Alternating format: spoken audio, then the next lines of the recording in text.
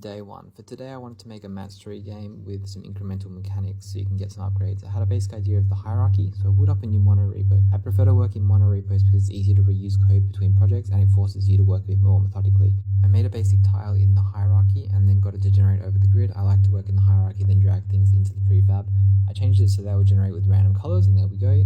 Now I need to work on getting the drag and drop mechanics to work correctly. I used AI to pull up some example code, and then once I had that it was just iterating. The only trick is that the on drop triggers on the target that was dropped onto, not the one that is being dragged, so you just need to be careful for that little trick. Then after that it was pretty simple. Drag and drop was working just fine, so I just went through and polished it up a little bit, got the code to work a bit nicer, did some refactoring. I prefer to write first, then refactor second once I've got a better idea. I use code as kind of a formal design language so I can get my ideas written down and then tested straight away.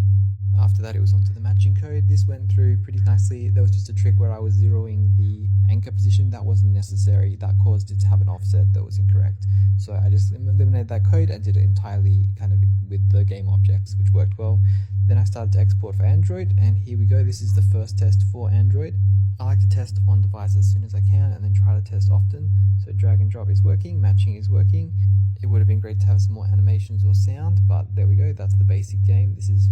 That's the core mechanic of the game completed. So then from there we just need to do everything else. So straight onto the incremental upgrades part of this system. I built the button and the description text on the hierarchy, then dragged that down to a prefab. I had a general idea how I wanted the upgrades to work, using a scriptable object for the template and then storing the actual data on another object. In this case I actually just used an int. Since upgrades are used throughout the code, I wanted to have some kind of pattern that introduces some kind of separation of concerns like MVC, so I did some refactoring. And this was my final test of the day. All I have for upgrades is a combo multiplier. When you click it, it multiplies your score when you get a combo.